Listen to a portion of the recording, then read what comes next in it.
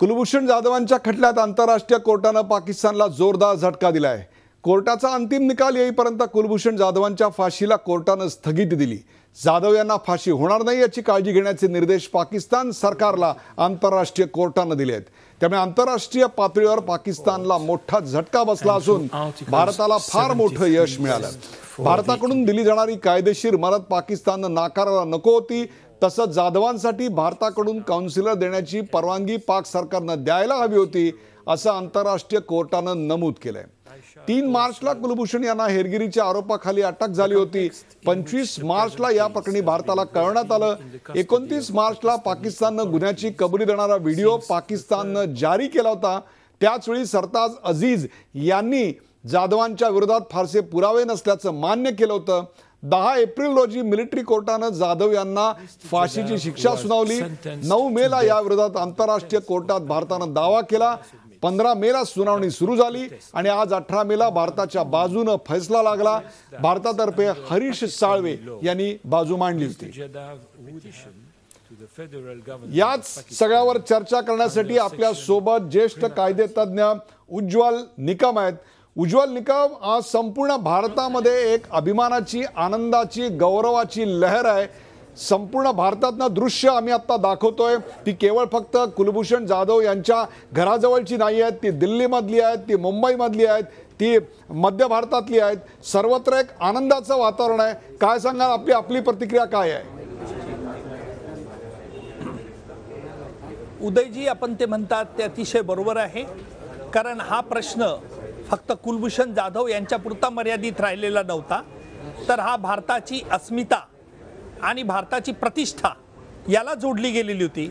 कारण पाकिस्तानने भारताविरुद्ध म्हणजे कुलभूषण जाधव यांच्या मार्फत जे माध्यमातून जे गलिच्छ आरोप केले होते की कुलभूषण जाधव हे हेर आहेत आणि त्यांना हेरगिरी करता त्यांनी काही कटकारस्थान करून बॉम्बस्फोट घडवले, हे सगळं त्यांनी तथाकथित कबुली जबाबाच्या आधार म्हटलं होतं।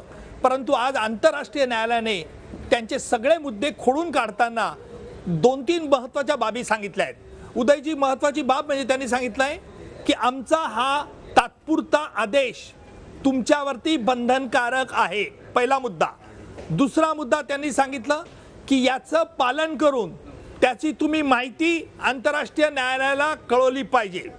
तिसरा मुद्दा त्यांनी सांगितलं की पाकिस्तानतर्फे जे सांगण्यात आलेलं होतं की 2008च्या करारानुसार आंतरराष्ट्रीय न्यायालयाला हा मुद्दा गुंता सोडण्याचा ज्युरिडिक्शन अधिकार नाही, हा मुद्दा देखील आंतरराष्ट्रीय न्यायालय खोडून काढून स्पष्ट शब्दात सांगितलं की आम्हाला अधिकार आहे। आणि चौथा मुद्दा आणखी एक आहे की आर्टिकल 41 नुसार तुम्ही काउन्सिलर ॲक्सेस कुलभूषण जाधव यांना दिला पाहिजे। आंतरराष्ट्रीय न्यायालयाने एक फार महत्त्वाची बाब नमूद केली आहे। त्यांनी सांगितलं की पाकिस्तानच्या वकिलाने सांगितलं की अजून आम्ही कुलभूषण जाधव यांना फाशी दिली नाही, आमच्याजवळ 42 दिवस आहेत आणि याचा कॉग्निझन्स आंतरराष्ट्रीय न्यायालय घेऊन असं सांगितलं की याचा अर्थ पाकिस्तानचे वकील जर आंतरराष्ट्रीय न्यायालयात असं उघडपणे म्हणतायत, याचा अर्थ 42 दिवसानंतर तुम्ही त्यांना केव्हाही फाशी देऊ शकतात आणि म्हणून आम्हाला तात्पुरता आदेश तुम्हाला द्यावा लागतो आहे। तात्पुरता आदेश काय की इमिनंट डेंजर आणि प्रिजुडिस टू कुलभूषण जाधव आणि भारत सरकार। लक्षात घ्या, फक्त कुलभूषण जाधव असं म्हटलं नाही की भारत सरकार, कुलभूषण जाधव यांच्या पाठीशी भारत सरकार भक्कमपणे उभं होतं, याचं हे मूर्तिमंत उदाहरण। आणि भारताला देखील हे प्रिजुडिस आहे, कारण भारताचा आरोप, भारताच्या विरुद्ध आरोप की हेर आहेत, बलुचिस्तानमध्ये कामगिरी करत होते, याला मागचं उदयजी बॅकग्राऊंड मी असं सांगेल की यांच्याजवळ पुरावा काय होता पाकिस्तानजवळ? कुलभूषण जाधव यांचा तथाकथित कबुली जबाब, आणि हा कुलभूषण जाधव यांचा कबुली जबाब यांनी त्यांना मारहाण करून घेतलेली होती आणि ही बाब त्यांना, आज त्यांची परिस्थिती कशी आम्हाला माहिती नाही। भारत सरकारने 16 वेळा त्यांना पत्र दिलं की काउन्सिलर ॲक्सेस द्या, नाकारलं। शेवटी आत्ता परवा 1 महिन्यापूर्वी भारत सरकारने पाकिस्तानला कळवलं, अरे बाबा तुम्ही त्यांची शारीरिक तब्येत कशी ते तर सांगा, त्यालाही उत्तर नाही।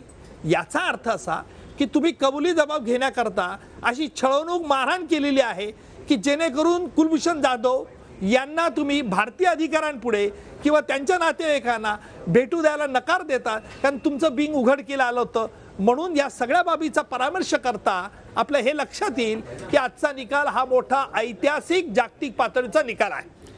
उज्ज्वलजी, काउन्सिलर ॲक्सेस मिळाल्यानंतर कुलभूषण जाधव यांच्या बरोबर जेव्हा कायदेतज्ञ सल्लामसलत करतील, राजनैतिक अधिकारी राजूदांचे प्रतिनिधी सल्लामसलत करतील, तेव्हा त्यांना कुठे पकडण्यात आलं, कसं पकडण्यात आलं आणि त्यांचा पाकिस्तानी जेलमध्ये कसा कसा छळ करण्यात आला, या सगळ्या बाबी उघड होतील, त्यावर प्रकाश पडेल असं आपल्याला वाटतं का, ज्यातून पाकिस्तानची आणि पाकिस्तानमधल्या कायदा नसलेल्या राज्याची एक काळी बाजू उघड होणार आहे?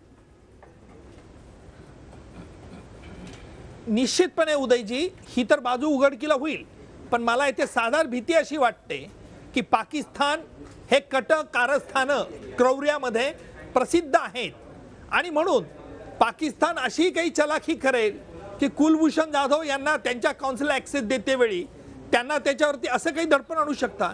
म्हणून आपल्याला पाकिस्तानच्या सुप्रीम कोर्टाचे दरवाजेही ठोठावे लागतील, कारण फ्री काउन्सिलर ॲक्सेस म्हणजे मोकळेपणाने बोललं पाहिजे. कुलभूषण जाधव यांनी काय सांगितलेलं आहे, कदाचित पाकिस्तानचे अधिकारी जवळ राहतील, कारण ते त्यांच्याच ताब्यात राहणार आहेत. तुम्ही बोलले तर कामी परत आमच्या ताब्यात येणार आहेत अशी भीती घालतील. त्यामुळे कुलभूषण जाधव मनमोकळेपणाने बोलतील का, हा प्रश्न आहे. आणि म्हणून काउन्सिलर ॲक्सेस म्हणजे त्यांच्या अधिकाऱ्यांच्या व्यतिरिक्त हा फ्रीली ॲक्सेस अर्थात पाकिस्तानमध्येच आपल्याला मिळाला पाहिजे. आणि त्याच करता पुनश्च हा खटला दिवाणी याच्या फौजदारी खटला चालला पाहिजे, आर्मी कोर्टात नको, अशा तऱ्हेची कायदेशीर उपाययोजना देखील आपल्याला पुढे करावी लागेल असं माझं प्राथमिक मत आहे.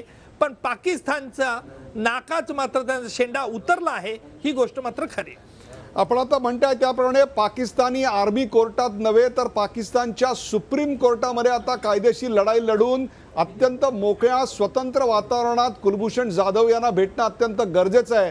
परंतु याच वेळी मी आपलं लक्ष वेधू इच्छितो की 2015 साली पूर्णपणे एखाद्याची चौकशी करायचे, सुनावणी करायचे, शिक्षा सुनावायचे आणि शिक्षेची अंमलबजावणी करायचे अत्यंत गैरमार्गाने हातात घेतलेले अधिकार हे पाकिस्तानच्या आर्मी कोर्टाकडे होते. त्याला कोणी चॅलेंज केलं नव्हतं. 163 जणांना, उज्ज्वलजी, 163 जणांना पाकिस्तानच्या या गैर अशा मिलिटरी कोर्टाने फाशी दिलेली होती आणि त्यातल्या काही लोकांना ती फाशी अंमलात देखील आणलेली आहे. सुप्रीम कोर्टाने फक्त त्याच्यावर मम म्हणण्या इतपतच भूमिका घेतलेली आहे. असं असताना पाकिस्तानच्या सुप्रीम कोर्टाकडून देखील आपल्याला न्याय मिळेल याची खात्री कशी बाळगायची, तिथं काय कायदेशीर डावपेच लढवावे लागतील? उदयजी, सगळे डावपेच वकिलाने कॅमेरासमोर उघड करायचे नसतात, हा पहिला भाग. दुसरा भाग असा आहे की आम्ही पुन्हा आर्मीच्या कोर्टाचं काय करायचं आहे याची मागणी आम्ही करणार नाही. आम्ही आंतरराष्ट्रीय न्यायालयापुढे अतिशय व्यवस्थितपणे भारत सरकारने केस रचली की तुम्ही काउन्सिलर ॲक्सेस दिला नाही, व्हिएन्ना कराराचा भंग दिला नाही, तात्पुरता म्हणून तुम्ही दिलासा आम्हाला द्या, तो दिलासा दिला. पाकिस्तानचं मिजाज उतरवण्याकरता जे जे कायदेशीर प्रयत्न करावे लागतील ते भारत सरकारकडनं निश्चित करले जातील याबद्दल मला खात्री नाही. आणि दुसरा भाग आपण जो सांगितला की सुप्रीम कोर्टाचा आपण बद्दल बोलला, पण तिथल्या सुप्रीम कोर्टाबद्दल मला अतिशय आदर आहे, कारण मी तिथे सुप्रीम कोर्टात पाकिस्तानच्या देखील आपल्या सुप्रीम कोर्टचे निकालपत्रांचं पालन केलं जातं, आपलं पाहिलं जातं. आणि पाकिस्तानच्या सुप्रीम कोर्टाने परवेज मुशर्रफला जोरात हाणलेलं होतं. अनेक पाकिस्तानच्या सुप्रीम कोर्टाने सध्याच्या नवाब शरीफच्या विरुद्ध SIT लावलेली आहे. आणि म्हणून पाकिस्तानच्या सर्वोच्च न्यायालयाबद्दल मला अतिशय आदर आहे. निपक्षपातीपणे पाकिस्तानच्या सुप्रीम कोर्टाला हे ICJचं जजमेंट जेव्हा येईल तेव्हा पूर्ण मांडलं जाईल, दाखवलं जाईल की जगातील उत्कृष्ट 11 लिगल ब्रेनने काय सांगितलेलं आहे, पाकिस्तानच्या विरुद्ध काय सांगितलेलं आहे, हे जेव्हा पाकिस्तानच्या सर्वोच्च न्यायालयाचे न्यायाधीश बघतील तेव्हा नक्कीच त्यांच्यावरती फरक पडलेला असेल याची मला खात्री आहे. उदयजी, उज्ज्वलजी, आता पाकिस्तान समोर काय कायदेशीर पर्याय आहेत? पाकिस्तान आपली इब्रत वाचवण्याकरता, आपण केलेल्या गैरकृत्यांवर पांघरून घालण्याकरता आंतरराष्ट्रीय कोर्टात त्यांचा पराभव झालेला असताना काय कायदेशीर बाबी तपासून पाहतील किंवा त्यांच्यासमोर काय कायदेशीर पर्याय आता आंतरराष्ट्रीय बाजारात उपलब्ध आहेत? पाकिस्तान आपल्या नेहमीच्या आडमुठ्या पद्धतीप्रमाणे हा आंतरराष्ट्रीय न्यायालयाचा निर्णयचं आम्ही पालन करणार नाही अशी भूमिका घेऊ शकतो. आणि जर पाकिस्तानने अशी भूमिका घेतली तर आपल्याला संयुक्त राष्ट्राच्या सुरक्षा सभेपुढे जावं लागेल, युनायटेड नेशन सिक्युरिटी काउन्सिल, आणि तिथे आपल्याला आग्रही प्रतिपादन करावं लागेल की ही जी ऑर्डर आहे आंतरराष्ट्रीय न्यायालयाचा आदेश हा एन्फोर्स करावा, याची अंमलबजावणी करावी. पण तिथे देखील एक अडचण अशी आहे की आंतरराष्ट्रीय न्यायालय म्हणजे युनायटेड नेशन सिक्युरिटी काउन्सिल पुढे जे 5 कायमचे सदस्य राष्ट्र आहेत त्यांना व्हेटो वापरण्याचा अधिकार आहे. आणि आपल्याला माहिती आहे की चीनचं त्यांचं किती प्रेम आहे. चीनने जर व्हेटो वापरला तर मग आंतरराष्ट्रीय न्यायालयाच्या आदेशाची ते एन्फोर्समेंट करू शकत नाही. आता प्रश्न असा आहे की चीन हे करेल का? आतापर्यंत आपण मौलाना अझहरबद्दल म्हणत होतो, पण चीन ते आपलं म्हणणं होतं. पण इथे आपल्याला एक backing, moral support, legal support हा आंतरराष्ट्रीय न्यायालयाचा निकाल आहे. त्यामुळे चीनला जर जागतिक पातळीवर पुढे जायचं असेल तर चीन असा वेडेपणा करणार नाही. आणि म्हणून याकरता आपली भारत सरकारची राजकीय मुत्सद्देगिरी वापरली पाहिजे. शत्रू राजकारणात कोणी कायमचा शत्रू नसतं, मित्र कोणी कायमचा नसतो. त्यामुळे आपले राजकीय दूत किती प्रमाणात भारताचं म्हणणं हे आंतरराष्ट्रीय न्यायाचा निर्णय चीन, ब्रिटन, फ्रान्स, अमेरिका, ट्रम्प बाबा याच्यावरती काय करतो, आणि म्हणून मिस्टर ट्रम्पला देखील पटवणं हे योग्य राहील. रशिया, आणि म्हणून आपले जे शत्रूज आहेत आपल्याला ते मदतच करणार नाहीत अशी नकारात्मक भूमिका आपण घेता कामा नये. म्हणून ही आता यापुढची खेळी राजकीय मुत्सद्देगिरीची असली पाहिजे. आपण जास्त तारे तोडून उपयोगाचं नसतं. आम्ही जिंकलो आहे, पाकिस्तानला करावं लागेल असं मानण्याचं कारण नाही. पाकिस्तान असं करेलच, आपलं हे ऐकणारच नाही हे गृहीत धरून आपल्याला पाकिस्तानच्या नाकात दोऱ्या बांधणार आहे. कुलभूषण जाधव हे हेर आहेत असं पाकिस्तानचं म्हणणं होतं, आणि भारतातर्फे ते तिथे गेलेले एक इराणमधले तिथल्या एका बंदरामध्ये काम करणारे एक उद्योजक आहेत, एक बिझनेसमॅन आहेत असं म्हटलं जात होतं. आजच्या निकालामध्ये त्यांच्या हेर असण्याला पूर्णपणे एक प्रकारे नाकारून त्यांच्या बिझनेसमन असण्याला कुठेतरी आंतरराष्ट्रीय कोर्टानं मोहर उमटवली आहे असं म्हणता येईल का आपल्याला? उदयजी, असं म्हणता येणार नाही, कारण आंतरराष्ट्रीय न्यायालयाने या मेरिटबद्दलचा आज विचार केला नाही. आंतरराष्ट्रीय न्यायालयाने विचार जो केला की तात्पुरता आदेश द्यायचा का नाही, काय इमिजिएट डेंजर आणि प्रिजुडिस आहे की नाही, बॅलन्स ऑफ कन्व्हिनियन्स कोणाच्या बाजूने आहे, प्रामुख्याने या मुद्द्यांचा विचार केला आहे. मेरिटचा भाग येईल. कुलभूषण जाधव हे भारतीय हेर आहेत का नाहीत, पाकिस्तान जो काय पुरावा आहे. हॅलो, हां बोला. डिस्कनेक्ट झालं वाटतं. बोला बोला बोला बोला बोला ऐकू येत आहे. बोला. ब्रेक झालाय. बोला बोला ऐकू येत आहे. बोला. उज्ज्वल निकम यांच्याबरोबरचा आपला संपर्क काही क्षणाकरता तुटतोय, परंतु तो काही क्षणात तसाच प्रस्थापित होईल. परंतु या निकालाचं वैशिष्ट्य काय असं मला विचाराल तर या निकालानं आंतरराष्ट्रीय कोर्टामध्ये पाकिस्तानची बाजू किती लंगडी आहे हे समोर आलं. भारतामधून तिकडे गेलेले व्यापार करणारे कुलभूषण जाधव हे हेर आहेत. या संदर्भातली जी भूमिका पाकिस्तान सातत्यानं मांडत होतं, त्यांना काउन्सिलर ॲक्सेस नाकारत होतं, या सगळ्याबद्दल प्रचंड मोठ्या प्रमाणावर नापसंती आज आंतरराष्ट्रीय कोर्टानं निर्देशित केली. त्याचबरोबर अंतरिम स्थगिती कायम करत त्यांना फाशी देता येणार नाही आणि याची काळजी पाकिस्ताननं घेतली पाहिजे याबद्दलचे स्पष्ट निर्देश आज आंतरराष्ट्रीय कोर्टानं दिले. भारतासाठी, भारतीय कायदे तज्ज्ञांसाठी आणि त्याहीपेक्षा सुद्धा कुलभूषण जाधव यांच्या कुटुंबियांसाठी आजचा दिवस एक प्रकारे पूर्णविराम देणारा असा म्हटला पाहिजे. भारतानं जी भूमिका आंतरराष्ट्रीय कोर्टात मांडली, ज्येष्ठ विधिज्ञ हरीश साळवे यांनी जी भूमिका मांडली त्यावर एक प्रकारे आंतरराष्ट्रीय कोर्टानं आज शिक्कामोर्तब केलं. जाधवांना फाशी द्यायची नाही ही पाकिस्तानची जबाबदारी. पाकिस्तानचे आक्षेप निराधार ठरवत आज भारताच्या बाजूनं एक प्रकारे निकाल दिला. व्हिएन्ना करार दोघांनाही बंधनकारक आहे. कायदेशीर मदत जाधवांना न देऊन पाकिस्ताननं चूक केलेली आहे. पाकिस्तानने काउन्सिलरला, भारताच्या काउन्सिलरला कुलभूषण जाधव यांना भेटू द्यायला पाहिजे होतं. कुलभूषण जाधव हे भारतीय आहेत, या दोन्ही देशांच्या दाव्याला आज आंतरराष्ट्रीय कोर्टानं मान्यता दिली. एक प्रकारे आज जो फैसला झालाय तो जाधवांचा होण्यापेक्षा सुद्धा पाकिस्तानच्या कुटील नीतीचा फैसला झालाय असं मला म्हणावंसं वाटेल. अत्यंत महत्त्वाचा दिवस आज आंतरराष्ट्रीय कोर्टानं ही बाब आपल्या समोर उघड केली. हेरगिरी करत असल्याचा ठपका ठेवल्या प्रकरणावरून त्यांना 3 मार्च 2016ला बलुचिस्तानमधून अटक करण्यात आलेली होती असं म्हटलं गेलं, परंतु ते प्रत्यक्षात इराणमध्ये होते. कोर्ट मार्शलद्वारे पाकिस्तानच्या मिलिटरी कोर्टासमोर कोणत्याही प्रकारची सुनवाई न होता, कोणत्याही प्रकारचा बचावाचा उपाय न करू देता जाधवांना फाशी देण्याची घोषणा एक प्रकारे केलेली होती.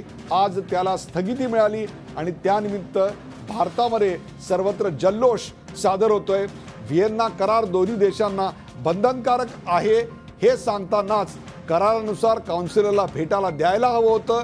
2008 साली भारत पाकिस्तान यांच्यात झालेल्या करारानुसार ही बाब आंतरराष्ट्रीय कोर्टात नेता येत नाही, ही गोष्ट आज आंतरराष्ट्रीय कोर्टानं स्पष्टपणे फेटाळून लावली आहे. भारतासाठीचा हा अत्यंत महत्त्वाचा दिवस, महत्त्वाची गोष्ट आज घडते आहे, यात काही शंकाच नाही. उज्ज्वल निकम ज्येष्ठ कायदेतज्ञ आपल्या बरोबर होते, त्यांनी देखील पाकिस्तानचे दावे कसे फेटाळले गेले याचं एक संपूर्ण निवेदन आपल्यासमोर केलं. कायदेशीर मदत त्यांना दिली नाही ही पाकिस्तानची घोडचूक देखील आंतरराष्ट्रीय न्यायालयात आज समोर आली. अंतिम निकाल येईपर्यंत देहदंडाला स्थगिती, आणि ती का दिली तर 42 दिवस अजून आमच्याकडे आहेत असं पाक वकिलांनी आंतरराष्ट्रीय कोर्टात सांगताच पाकिस्तानच्या कुटील डावांचा अंदाज आंतरराष्ट्रीय कोर्टाला आला आणि मग त्यांनी अशा प्रकारचा निकाल दिलेला आहे. या निकालाचं वैशिष्ट्य म्हणजे पाकिस्तानला आता कुलभूषण जाधव यांना अंतिम निकाल येईपर्यंत फाशी देता येणार नाही, किंबहुना त्यांच्याबद्दलची सर्व काळजी पाकिस्तान घेत आहे याची खातरजमा आंतरराष्ट्रीय कोर्टाला वेळोवेळी करून द्यावी लागेल असे स्पष्ट निर्देश आज आंतरराष्ट्रीय कोर्टानं दिले. एक प्रकारे पाकिस्तानच्या कुटील डावांना दिलेली ही चपराक आहे असं म्हटलं पाहिजे. भाजप आणि काँग्रेसनं आंतरराष्ट्रीय न्यायालयाच्या या निकालाबद्दल काय काय प्रतिक्रिया दिलेल्या आहेत त्या आपण पाहणार आहोत. निर्णयाचं स्वागत केलंय. पाकिस्तानचा पर्दाफाश करणारा निर्णय असल्याचं भाजपचे प्रवक्ते नलिन कोहली यांनी म्हटलंय, तर काँग्रेस प्रवक्ता मनीष तिवारी यांनी केवळ स्थगितीवर समाधान न मानता कुलभूषण जाधवांना परत आणण्यासाठी सरकारनं प्रयत्न केले पाहिजेत असं देखील म्हटलंय. आपण थेट पुन्हा जाऊया उज्ज्वल निकम यांच्याकडे. उज्ज्वल निकम, मगाशी आपला संपर्क तुटला होता, आता पुन्हा संपर्क येतोय. उज्ज्वल निकम, माझ्या हातात आता पाकिस्तानचा डॉन पेपर जो आहे त्या डॉन पेपरमध्ये ही बातमी कशी देण्यात आलेली आहे तुम्हाला ऐकून खूप आनंद आश्चर्य वाटेल, किंवा त्याच्यामध्ये अत्यंत साधी बातमी दिलेली आहे. यात पाकिस्तानचे दावे फेटाळून लावले गेले, पाकिस्ताननी काउन्सिलर ॲक्सेस न देऊन चूक केली, हे जे सगळं निर्णय आज जे सांगितलं गेलं आंतरराष्ट्रीय कोर्टात त्याचा काहीही उल्लेख नाही आहे, तर फक्त फाशीला स्थगिती अशी एक साधी बातमी पाकिस्तानच्या डॉन या अत्यंत महत्त्वाच्या वृत्तपत्रात दिलेली आहे. काय सांगाल याबद्दल? मी एवढंच सांगेल उदयजी, तुमच्यासारखे काही निर्भीड पत्रकार तेथे आहेत हे बघून आणि ऐकून मला अतिशय आनंद होतो, एवढंच मी सांगेल. परंतु डॉनचं ह्या ज्या पत्रकाराने ही बातमी दिली असेल त्याने यापुढचं स्वतःचं जीवित सांभाळावं असं तुमच्या माध्यमातून मी सल्ला त्यांना देईल. कारण इतक्या निर्भीड आणि निस्पृहपणे पाकिस्तानमध्ये पत्रकारांना मोकळीक नाही जी आमच्या देशात मोकळीक आहे. आमच्या देशात लोकशाही इतकी प्रबळ आहे जी पाकिस्तानमध्ये आजही नाही. तो भाग सोडून द्या, परंतु पाकिस्तानमधल्या सर्वसामान्य जनतेला हे देखील पटलं असेल की काय बिघडत होतं कुलभूषण जाधव यांना भेटू द्यायला, काय बिघडत होतं की फाशीची शिक्षा जाहीर केल्यानंतर कुलभूषण जाधवच्या आईला त्यांना भेटू द्यायला.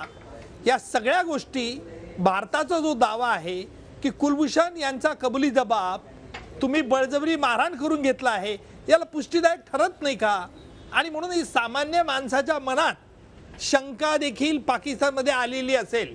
परंतु पाकिस्तानची परिस्थिती अशी आहे की पाकिस्तानचे लष्करी भेजे, म्हणजे मी मुद्दामून उल्लेख करेल, इंग्लिश चॅनलमध्ये ते नेहमी येतात, हे पिरजादे, जावेद पिरजादे किंवा इतर रिटायर मिलिटरी ऑफिसर यांचा जर तुम्ही डिबेटमध्ये बघितलं असेल तर आपण एखादा मुद्दा मांडल्यावरती हे बडबडतच बसतात. कंटिन्युअस डिबेटमध्ये एक दीड तास स्वतःच बोलत असतात, दुसऱ्या पॅनलिस्टला बोलू देत नाही. एनकेन प्रकारे गोंधळ घालणं आणि दुसऱ्याचं न ऐकणं हा पाकिस्तानच्या लष्करी अधिकाऱ्यांचा स्थायी स्वभाव आहे. आणि त्याच्यामुळे पाकिस्तानच्या लष्करी अधिकाऱ्यांची या निर्णयामुळे मोठी जिरली, मी पाकिस्तानची जिरली असं म्हणणार नाही, परंतु पाकिस्तानमध्ये जी पंजाबी लॉबी आहे, जी आर्मी लष्कर आहेत, जे भारताच्या विरुद्ध सतत विध्वंसक कारवाया करण्याचं चंग बांधते, कट करत असते, त्यांच्या थोबाडीत चांगली बसली आहे. आणि हे एक महत्त्वाचं आहे उदयजी. शेवटचे 2 प्रश्न आहेत, त्यातला एक प्रश्न असा आहे की आज कोणाचा फैसला झाला उज्ज्वल निकमजी? जाधवांच्या भविष्याचा फैसला झाला का पाकिस्तानच्या चुकांचा फैसला झाला? निश्चितपणे पाकिस्तानच्या चुकांचा जाहीर पंचनामा झाला. फैसला कसला? हा पंचनामा आंतरराष्ट्रीय न्यायालयापुढे. फक्त भारताने आजपर्यंत आम्ही पाकिस्तानच्या विरुद्ध बोलत होतो, परंतु इतर जग लक्ष देत नव्हतं. परंतु आज जगातील उत्कृष्ट 11 मेंदू हे एकत्र त्यांनी बसले आणि ह्या 11 डोक्यांनी एकमताने निर्णय दिला. हे महत्वाचं आहे. म्हणून आज पाकिस्तानचा बुरखा फाटला किंवा त्यांची जिरली हे म्हणण्यापेक्षा पाकिस्तानच्या क्रौर्याचा पंचनामा आज आंतरराष्ट्रीय न्यायालयाने अत्यंत कडक कायदेशीर भाषेत केलाय, याचं वर्णन मी असं करेन. पाकिस्तानच्या या क्रौर्याचा खरं तर भांडाफोड किंवा त्याची सगळी चिरफाड आंतरराष्ट्रीय कोर्टात ज्येष्ठ विधिज्ञ हरीश साळवे यांनी गेले 2-3 दिवस केलेली आपण पाहत होतो. म्हणजे उज्ज्वलजी असं म्हणायचं का की पाकिस्तानकडे हरीश साळवे किंवा उज्ज्वल निकम नाहीत त्यांची बाजू मांडायला? उदयजी, मी तसं म्हणण्याचं धाडस करणार नाही.